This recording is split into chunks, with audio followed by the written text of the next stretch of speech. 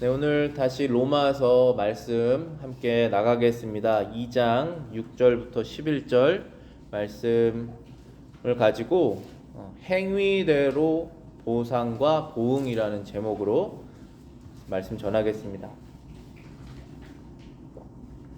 6절 말씀에 하나님께서 각 사람에게 행한 대로 보응하신다라는 말씀을 하셨습니다. 너무나 당연한 법칙이죠. 하나님께서 우리에게 행한 대로 보응하신다는 것입니다.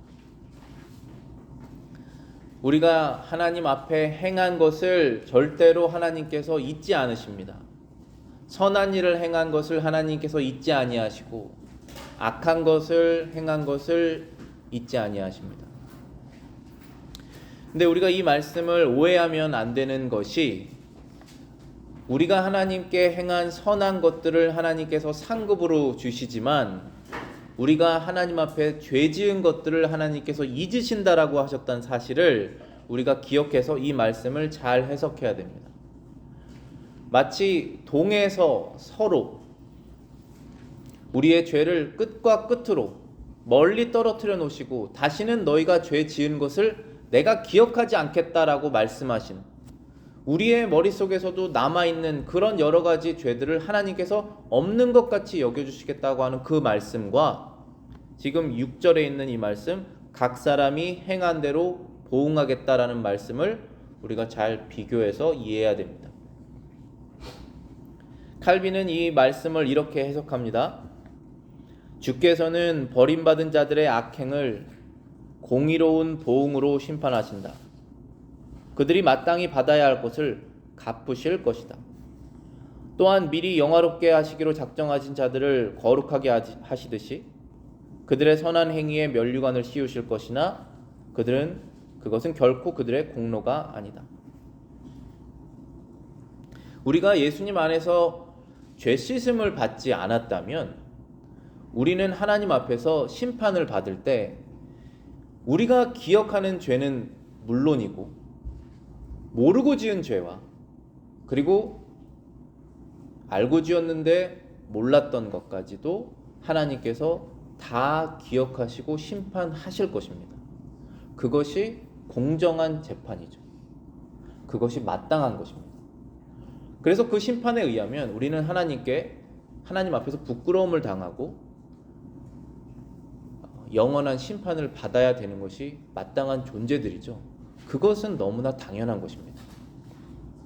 그런 당연한 것을 깨닫게 된 것도 하나님의 은혜죠. 그것이 바로 예수님으로부터 구원을 받는 것의 시작이기 때문에 그렇습니다.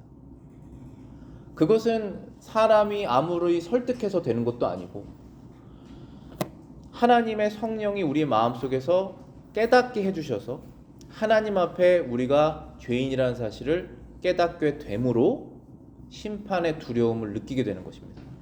근데 동시에 하나님께서 구원하시고자 하는 자들에게는 심판의 두려움과 동시에 구원의 방법을 알려주시는 것이죠. 그것은 우리의 구원자이신 하나님의 아들이신 예수님이십니다. 그분을 통해서 우리는 죄 씻음을 받게 되는 것입니다. 하지만 그분께 죄 씻음을 받지 않은 상태의 사람은 그들의 행위대로 보응을 당할 것이다라는 것이 성경의 약속입니다. 하나님께서는 이 약속을 이렇게 흐릿하게 말씀하시지 않고 없는 것처럼 두시지 않고 직접적으로 공개적으로 반복적으로 말씀하십니다. 행한 대로 보응할 것이다 라는 것입니다.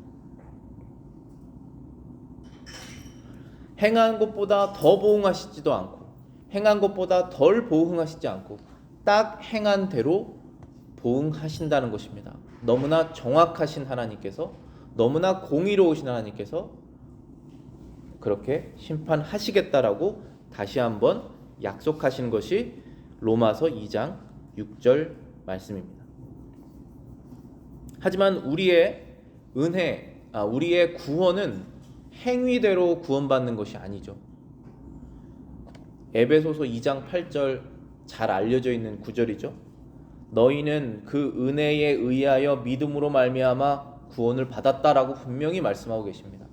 우리가 하나님께 죄 용서받고 구원받은 것은 우리의 행위대로 구원받은 것이 아닙니다.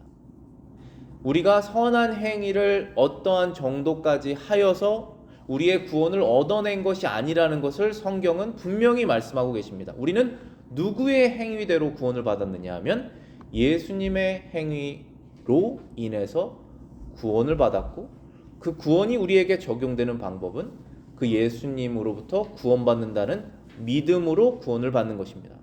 그것은 은혜죠.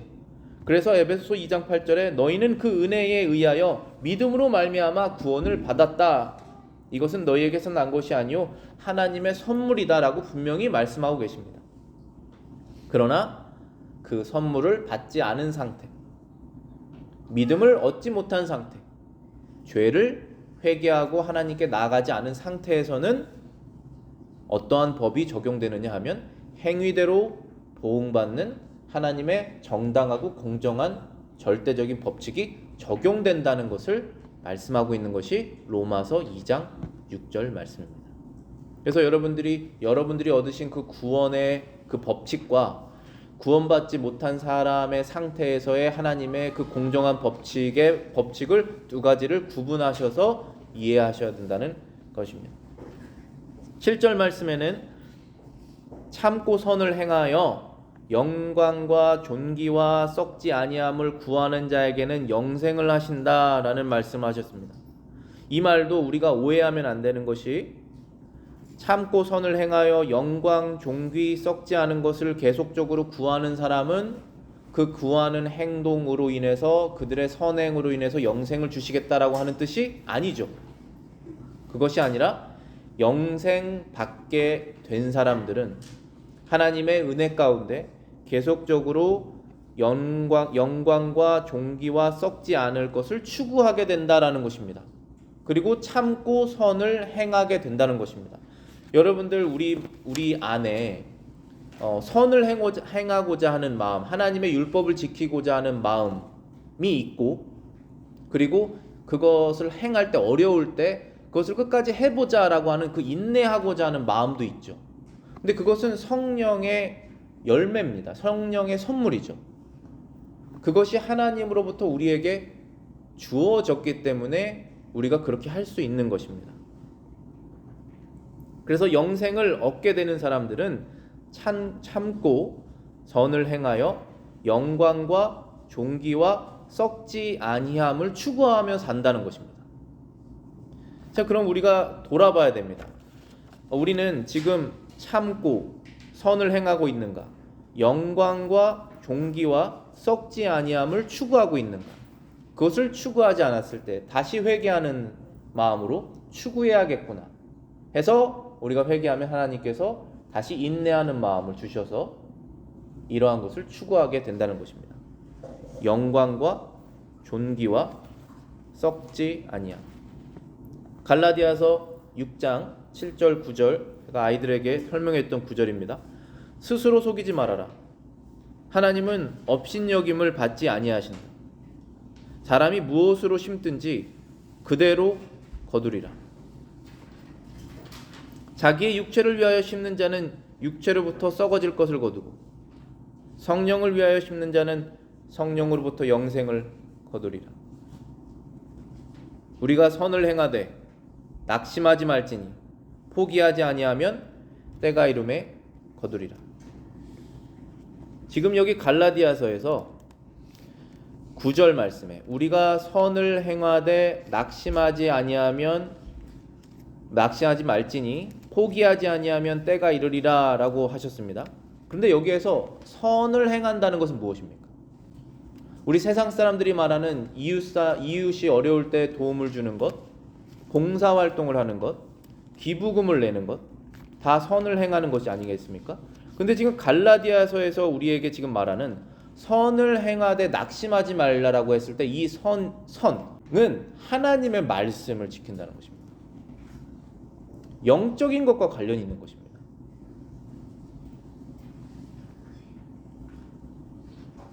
(7절에서) 분명히 선을 행하는 것의 기준이 하나님 앞에서 그분을 기쁘시게 하는 것이라는 것을 암시하고 있지 않습니까? 7절에 스스로 속이지 말라. 하나님은 업신여기를 받지 아니하니 사람이 무엇이든 심든지 그대로 거두리라.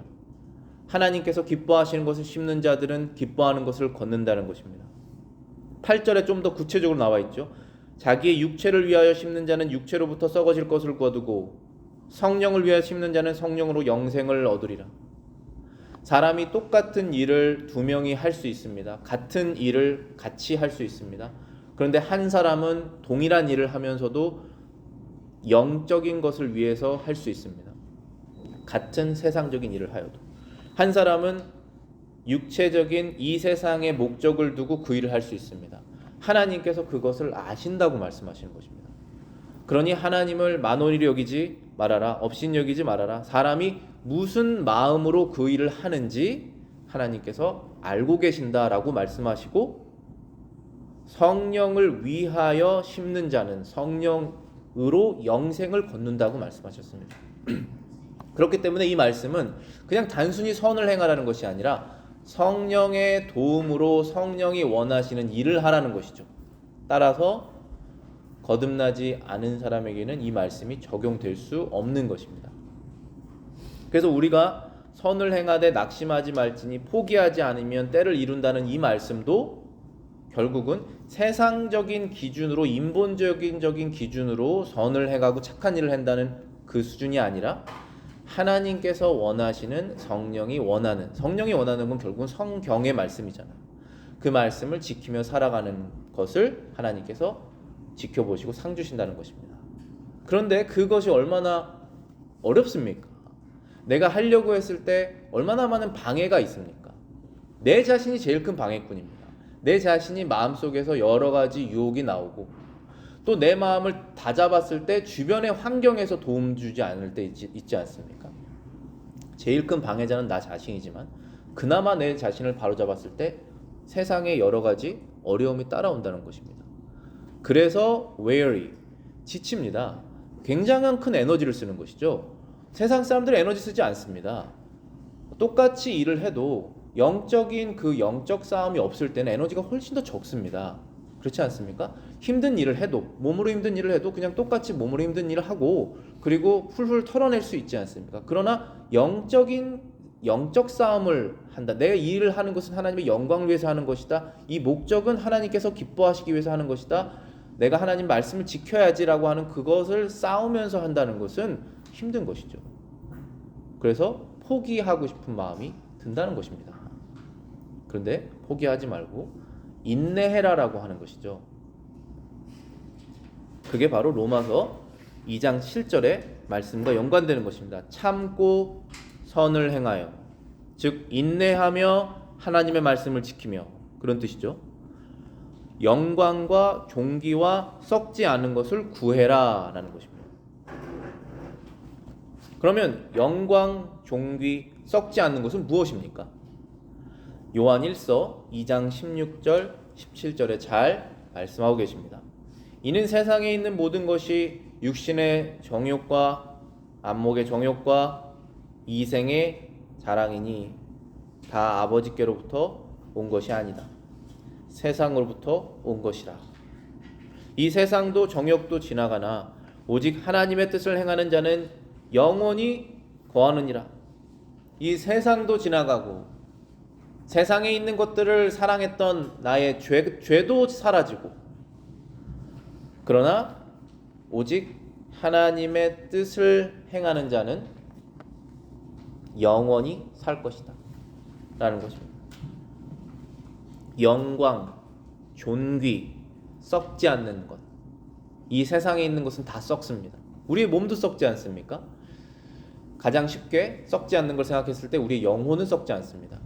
우리의 몸은 썩습니다. 우리의 몸을 위해서 열심히 운동하는 것도 나중에는 사라집니다. 그러나 우리의 영혼에 투자한 것, 우리의 영혼을 위해서 살아간 것은 영원히 남습니다. 그것을 추구하면서 산 사람, 끝까지 선을 행하면서 산 사람에게는 영생이 주어진다라고 한 것입니다. 왜냐하면 그는 영생을 추구하면서 살았기 때문입니다. 찰스 하치가 이 로마서 2장 7절을 이렇게 해석합니다. 성도들의 장차 누리게 될 탁월함이나 광채의 상태는 영광으로 표현됐고, 그러한 탁월함은 존귀로 표현됐고, 그 복된 상태의 끝이 없음을 불멸로 표현됐다.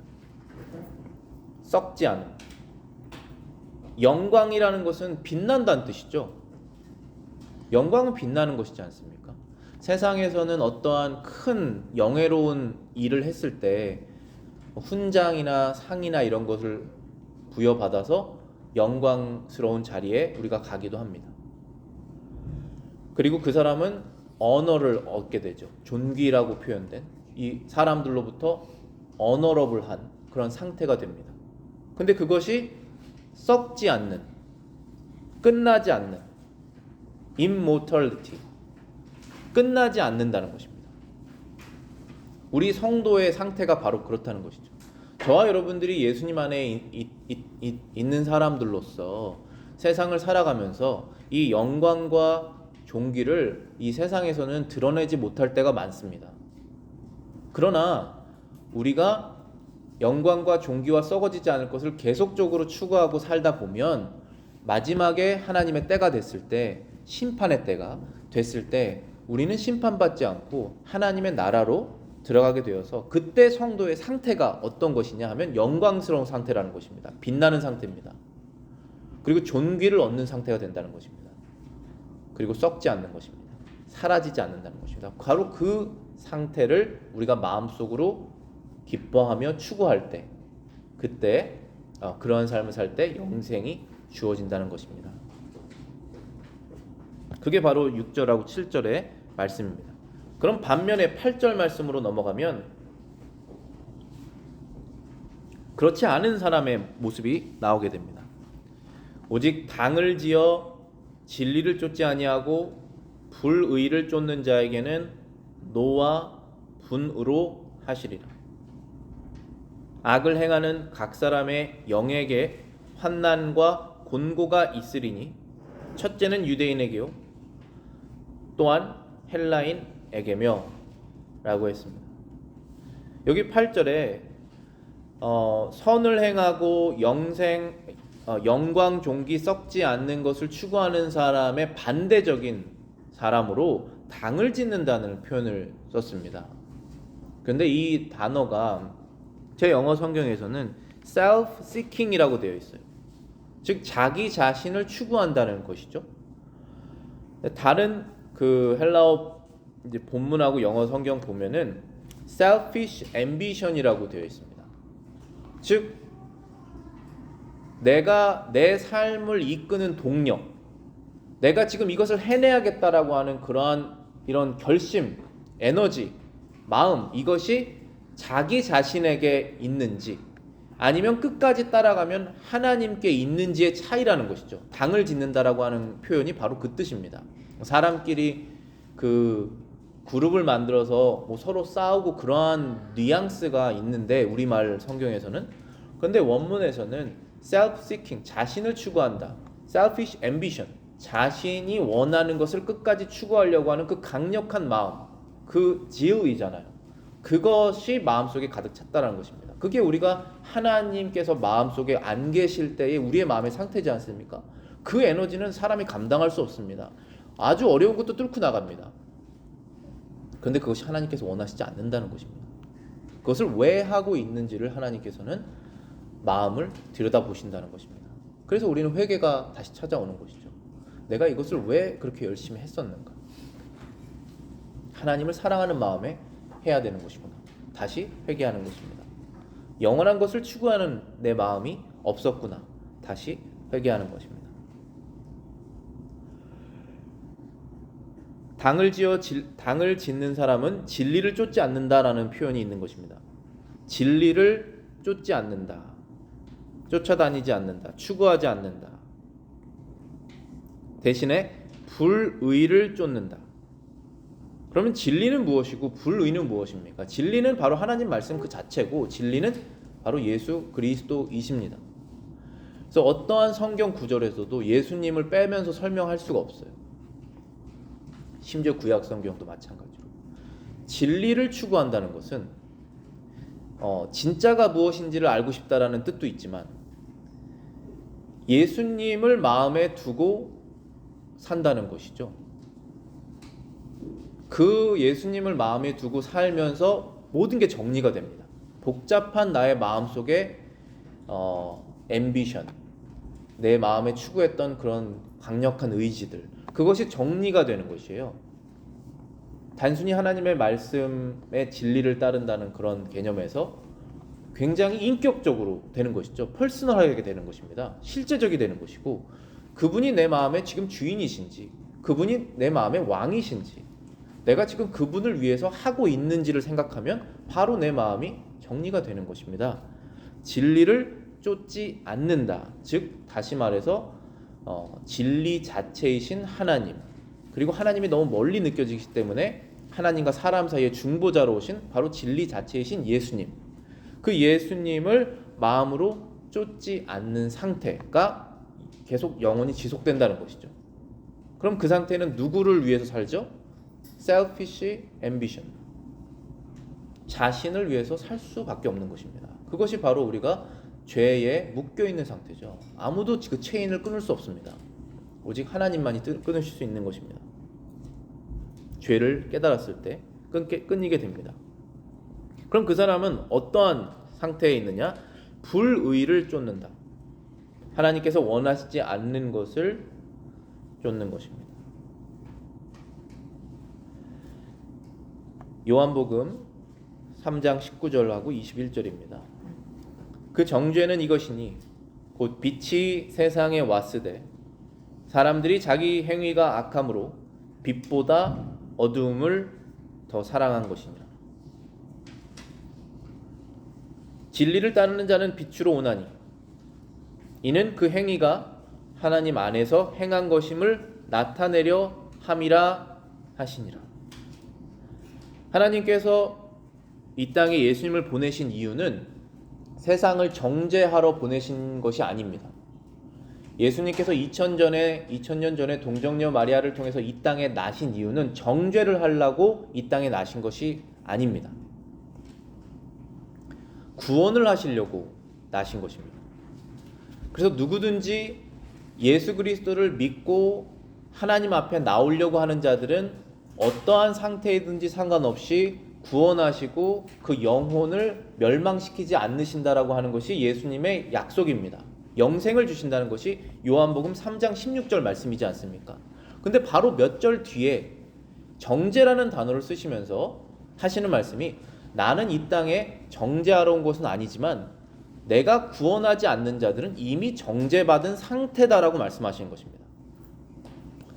왜냐하면 진리를 따르지 않고 거짓을 따르고 빛을 따르지 않고 어둠을 따르기 때문에 이미 정죄된 상태입니다. 정죄. 깨끗하게 됐다는 것이 아니라 죄를 심판받을 바로 그 상태, 정죄된 상태입니다. 그 상태는 진리를 쫓을 수 없다는 것입니다. 진리 자체이신 하나님과 그분의 말씀과 그분의 말씀이 사람으로 오신 예수님을 쫓을 수 없다라는 것입니다. 그렇게 되면 당연히 불의를 쫓게 된다는 것입니다. 칼빈이 로마서 2장 8절을 이렇게 해석했습니다. 여기서 진리라는 말은 단순히 하나님의 계시된 뜻을 의미한다. 이것만이 진리의 빛이다. 모든 불경건한 자들의 공통된 특성은 하나님의 멍에를 지기보다는 불의의 종이 되기를 더 원한다는 것입니다. 그들이 아무리 순종하는 척 할지라도 하나님의 말씀에 대해 완강히 불평하고 반항하기를 그치지 않습니다. 여기서 진리를 쫓지 않는 사람들이라고 말했을 때 진리가 무엇이냐 하면 하나님의 말씀이라는 것입니다. 근데 여러분들 세상 사람들은 진리에 관심이 없습니다. 빌라도가 예수님께 진리가 무엇이냐 이렇게 물어봤을 때 나는 정말 진리를 알고 싶습니다 라고 물어본 것이 아니라 그 진리를 아는 것이 내 지금 이 로맨 가버너의 이 포지션을 지켜주는데 무슨 도움이 되느냐 이렇게 물어본 것이죠.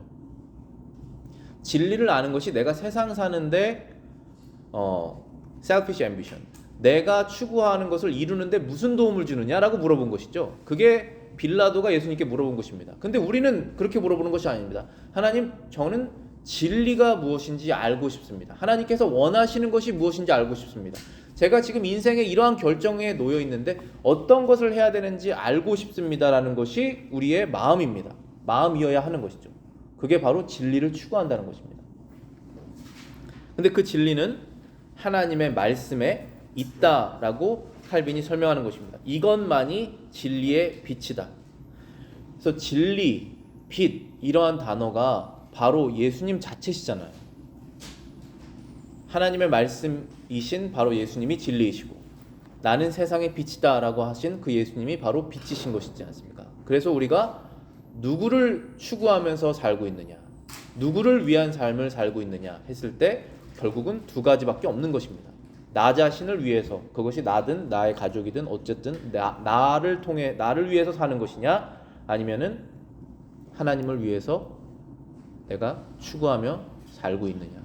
바로 그것이고, 하나님께서는 업신여김을 받지 않으시고 우리가 무엇으로 심든지 그대로 거두게 하신다고 분명히 말씀하셔서 우리가 하나님을 위해서 살기로 결정하도록 인도하시는 것입니다.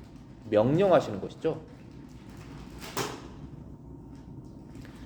우리가 이러한 삶을 살아야 되겠습니다. 여기서 칼빈이 해석한 그 내용에서 우리가 경각심을 느껴야 된다고 생각합니다. 모든 불경건한 자들의 공통적인 특성은 하나님의 멍에를 지는 것을 싫어한다는 것입니다. 하나님의 멍에를 지기보다는 불의의 종이 되기를 더 원한다는 것입니다.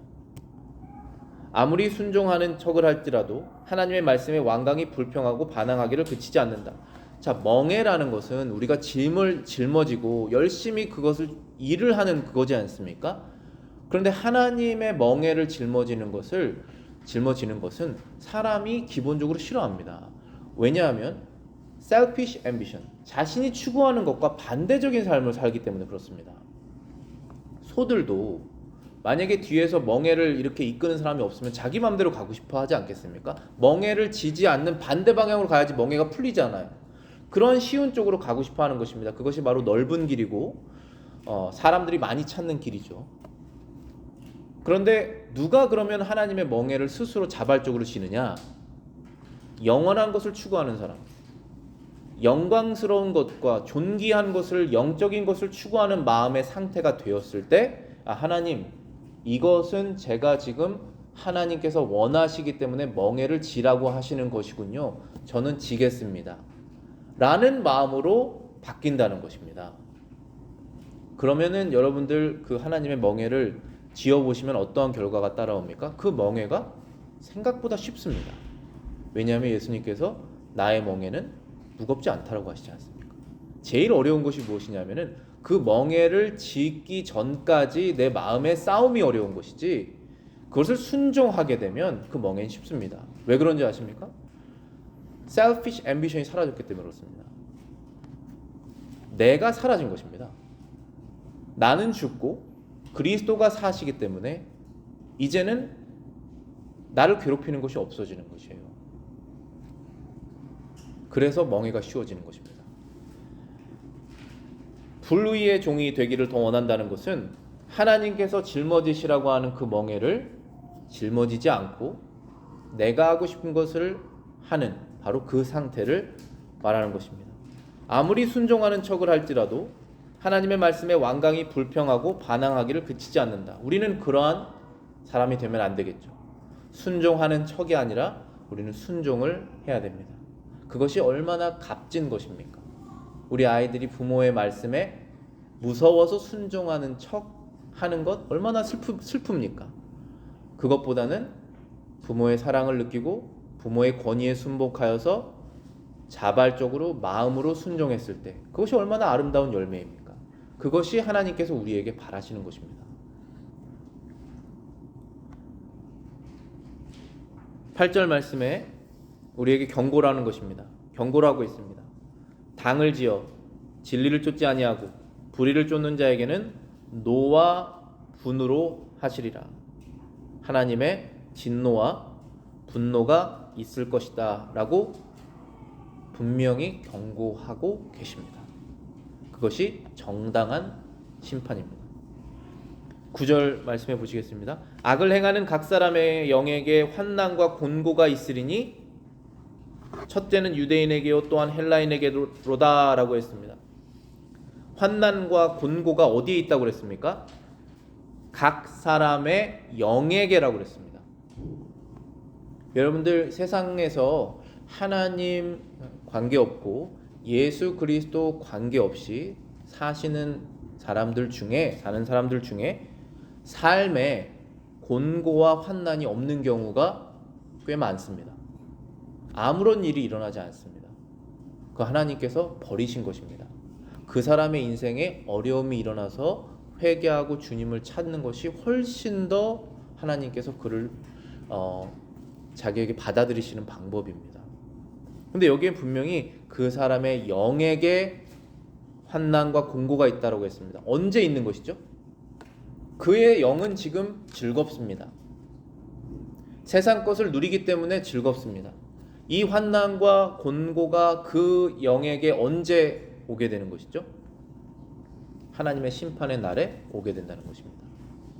그때는 이 삶이 끝나는 날이죠.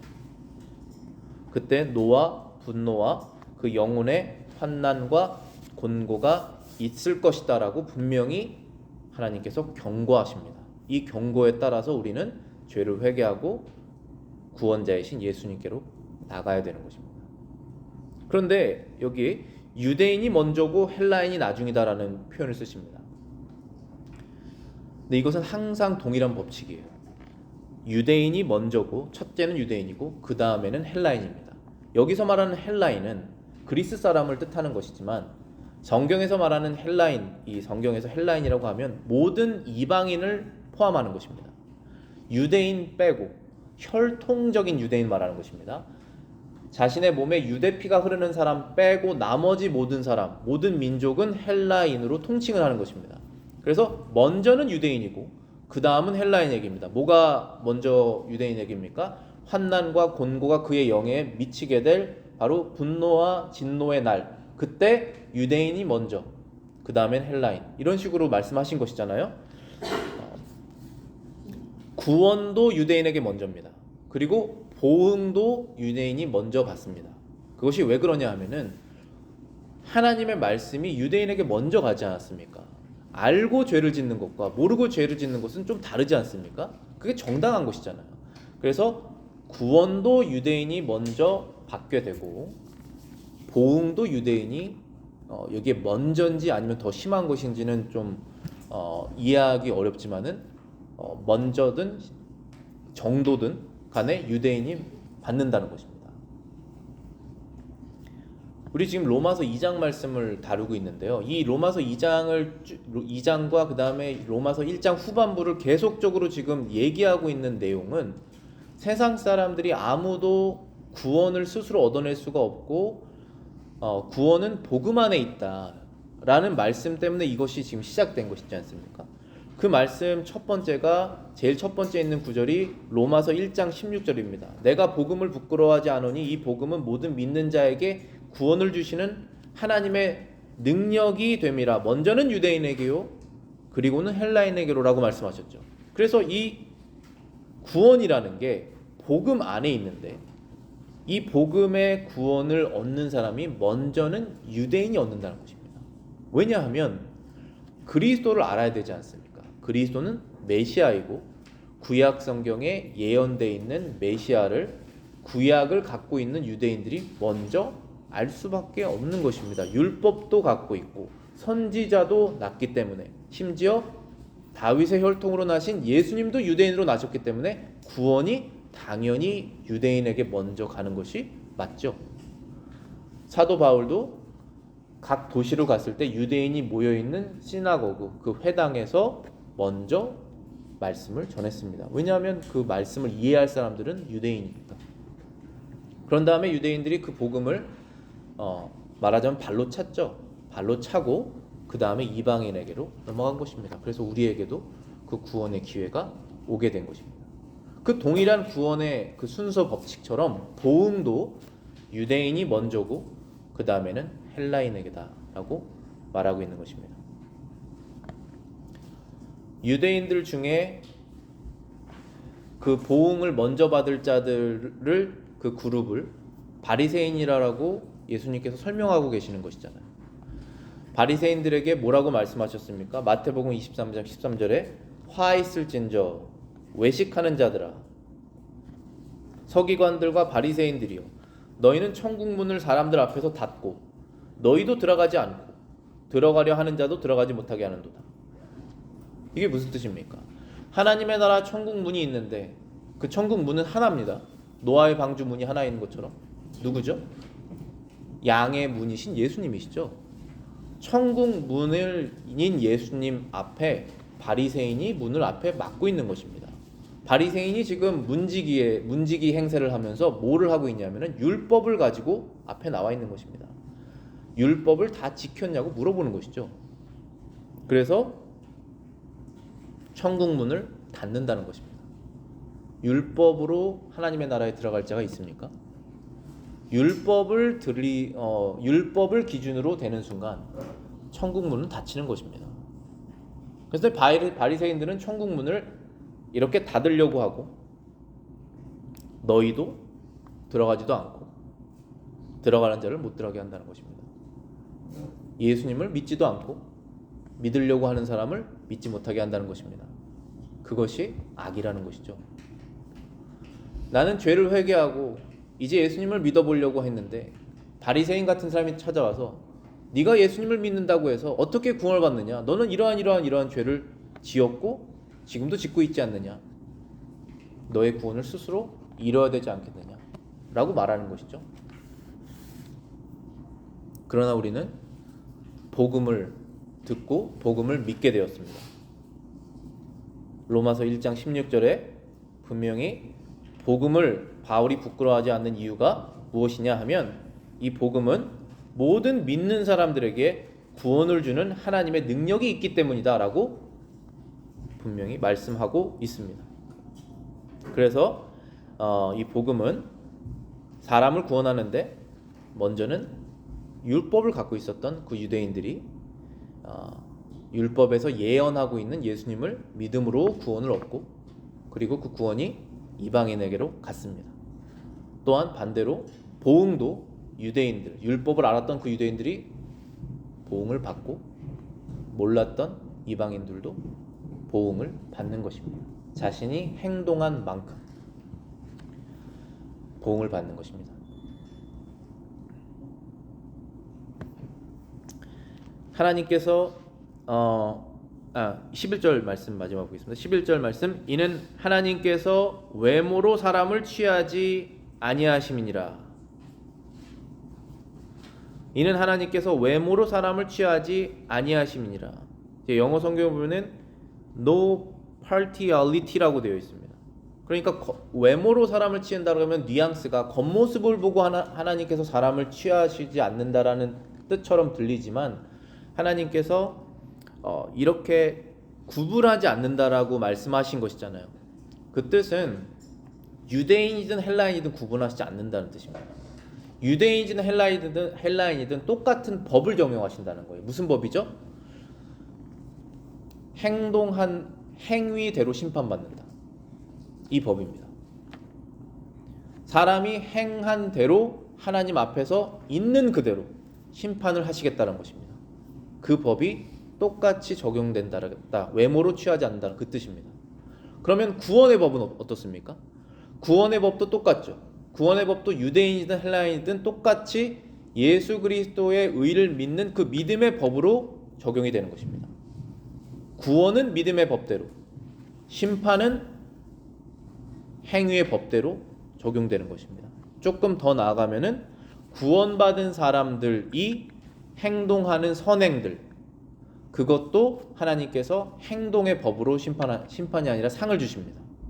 여러분들이 행하신 주님을 위해서 했던 모든 것들을 우리는 심지어 잊어도, 제가 언제 그런 일을 했습니까? 주님 해도 하나님께서는 잊지 않으십니다. 그 상급을 하늘에서 영원히 받으실 것입니다. 저와 여러분들이. 그래서 이것을 믿는 사람들은 참고 선을 행하는 것입니다. 그 선은 인본주의적인 선이 아니라, 사람들이 인정하는 선이 아니라 하나님께서 인정하시는 선을 행한다는 것입니다. 율법을 지킨다는 것입니다. 그리고 나를 추구하지 않는다는 것이죠. 예수님께서 나의 마음이 되셔서 우리는 그분을 따라가는 진리와 빛을 추구하는 것입니다. 그 마음의 상태를 보시고 우리가 했던 행동들, 이번 주 이제 일주일이 또 주어지는데요. 그 행동들에서 여러분들이 천국의 상급을 쌓으실 것입니다. 그리고 회개하지 않았을 때는, 회개하지 않는 상태, 우리가 예수님을 믿지 않는 상태라면, 믿음이 왔다 갔다 할 수는 없지만 거듭나지 않은 상태라면 우리가 행동한 그대로 심판받게 될 것입니다. 그러니 우리는 회개하고 예수님을 구주로 믿고 그 다음에는 지치지 말고 인내로 선을 행해야 하는 것입니다. 바로 이 법칙을 오늘 로마서 2장 6절에서 11절에서 말씀하고 계신 것입니다. 기도하겠습니다.